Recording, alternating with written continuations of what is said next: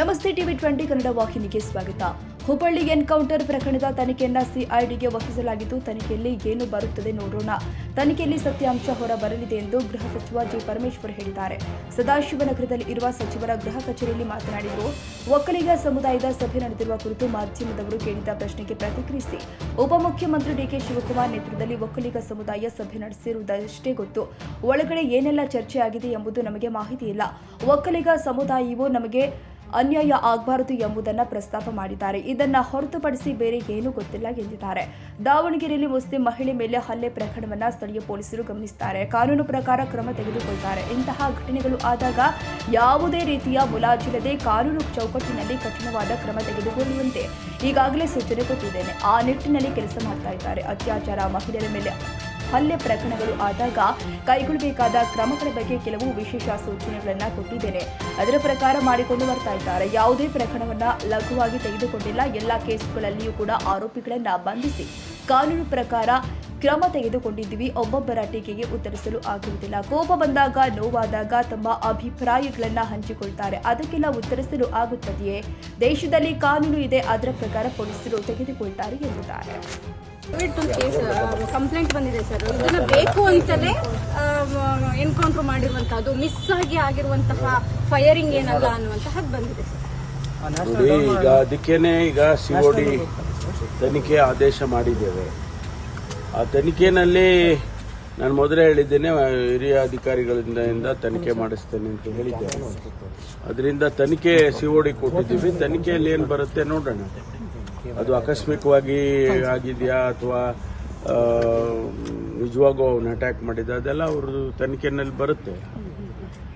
Sir, ನಿನ್ನೆ ಒಕ್ಕಲಿಗರು ಸಭೆ ಆಗಿದೆ. ಈ ವಿಚಾರವಾಗಿ, ಅಂದ್ರೆ ಗಣತಿ ವಿಚಾರವಾಗಿ ಅವ್ರ ಮೊದಲಿಂದಲೂ ಕೂಡ ವಿರೋಧ ಇತ್ತು. ಅದ್ರ ಬೆನ್ನಲ್ಲೇ ನಿನ್ನೆ ಡಿಕೆ ಶಿವಕುಮಾರ್ ನಿವಾಸದಲ್ಲಿ ಸಭೆ ಆಗಿರುವಂತಹ ಸಭೆ ಆಗಿದೆ ಅನ್ನೋದು ಅಷ್ಟೇ ಗೊತ್ತು. ಅದು ಒಳಗಡೆ ಏನು ಚರ್ಚೆ ಮಾಡಿದ್ದಾರೆ ನಮ್ಗೆ ಯಾರಿಗೂ ಮಾಹಿತಿ ಇಲ್ಲ. ಅವರು ಆ ಸಮುದಾಯ ನಮ್ಗೆ ಅನ್ಯಾಯ ಆಗಬಾರ್ದು ಅನ್ನೋ ವಿಚಾರದಲ್ಲಿ ಅವರು ಪ್ರಸ್ತಾಪ ಮಾಡ್ಕೊಂಡಿದ್ದಾರೆ. ಅಷ್ಟು ಬಿಟ್ಟರೆ ನಮ್ಗೇನು ಗೊತ್ತಿಲ್ಲ. ದಲಿತ ಸಚಿವರು ಸಭೆ ಸರ ತಪ್ಪು, ಒಕ್ಕಲಿಗ ಸಚಿವರು ಸಭೆ ಸರ ಸರಿನಾ ಅನ್ನುವಂಥದ್ದು. ಯಾಕಂದ್ರೆ ನೀವು ಕೂಡ ಸಮುದಾಯದ ಪರವಾಗಿ ಸಭೆಯನ್ನ ಮಾಡೋದಕ್ಕೆ ಸರಿ ತಪ್ಪು ನಾನು ಹೇಳಕ್ ಜಡ್ಜ್ಮೆಂಟ್ ಮಾಡೋಕ್ಕಾಗುತ್ತೆ. ಸರ್, ದಾವಣಗೆರೆಯಲ್ಲಿ ಕೂಡ ನಾವು ಒಬ್ರು ಮುಸ್ಲಿಂ ಮಹಿಳೆ ಮೇಲೆ ಒಂದು ಏನು ಹಲ್ಲೆ ಆಗಿರುವಂತಹದ್ದು, ಅದು ಮುಸ್ಲಿಂ ರೋಡಲ್ಲೇ ಹೊಡೆದಿರ್ತಕ್ಕಂಥದ್ದು ಎಲ್ಲ ಲೋಕಲ್ ಪೊಲೀಸ್ನವರು ಅವರೆಲ್ಲ ಗಮನಿಸ್ತಾರೆ. ಅದಕ್ಕೇನು ಕಾನೂನಿನ ಪ್ರಕಾರ ಏನು ಕ್ರಮ ತಗೋಬೇಕು ತಗೊಳ್ತಾರೆ.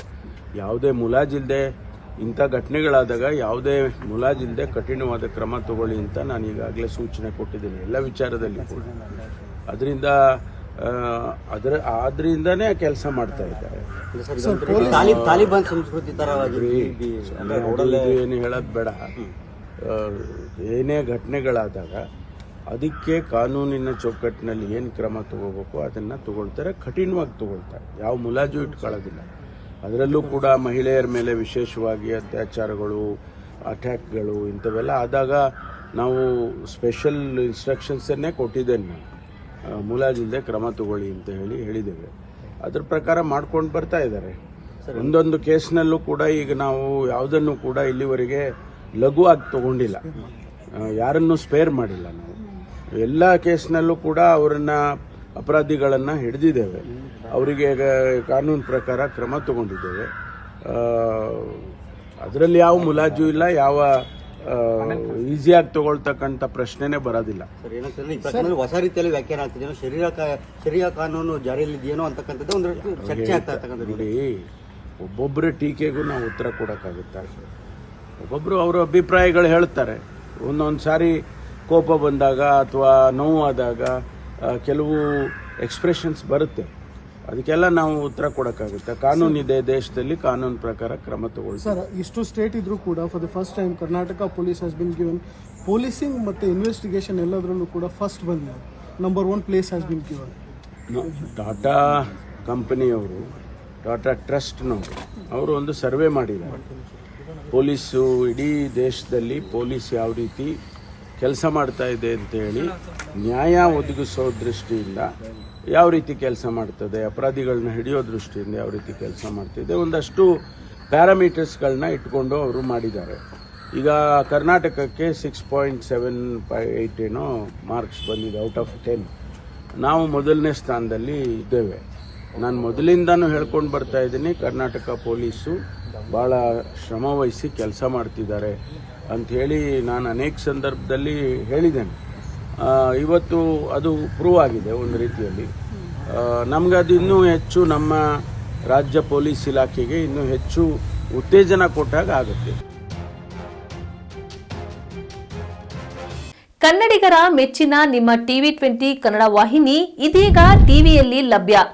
ಕರ್ನಾಟಕ ಮತ್ತು ದೇಶ ವಿದೇಶದ 360 ಡಿಗ್ರಿ ಸುದ್ದಿ ವಿವರವನ್ನ ಪಡೆಯುವುದಕ್ಕೆ TV20 ವಾಹಿನಿಯನ್ನು ಲೈಕ್ ಮಾಡಿ, ವಿಡಿಯೋಗಳನ್ನು ಶೇರ್ ಮಾಡಿ, ಕಮೆಂಟ್ ಮಾಡಿ, ಸಬ್ಸ್ಕ್ರೈಬ್ ಮಾಡಿ. HCN ಕೇಬಲ್ 842 ನಂಬರ್ನಲ್ಲಿ ಹುಕ್ಕೇರಿ ತಾಲೂಕು ಹಾಗೂ ಸಂಕೇಶ್ವರದ ಸುತ್ತಮುತ್ತಲಿನ ಹಳ್ಳಿಗಳಲ್ಲಿ ಲಭ್ಯ. PCN ಕೇಬಲ್ 129 ನಂಬರ್ನಲ್ಲಿ ಹಾರುಗೆರೆ ಸುತ್ತಮುತ್ತಲಿನ ಹಳ್ಳಿಗಳಲ್ಲಿ ಲಭ್ಯ. ರಾಯಬಾಗ್ ಡಿಜಿಟಲ್ ಚಾನೆಲ್ ಕೇಬಲ್ 80ನೇ ನಂಬರ್ನಲ್ಲಿ ರಾಯಬಾಗ ತಾಲೂಕಿನ ಸುತ್ತಮುತ್ತಲಿನ ಹಳ್ಳಿಗಳಲ್ಲಿ ಲಭ್ಯ. UDCN ಕೇಬಲ್ ನೆಟ್ವರ್ಕ್ ಉಗಾರ ಸುತ್ತಮುತ್ತಲಿನ ಹಳ್ಳಿಗಳಲ್ಲಿ ನಿಮ್ಮ TV20 ಕನ್ನಡ ವಾಹಿನಿಯೂ ಲಭ್ಯ.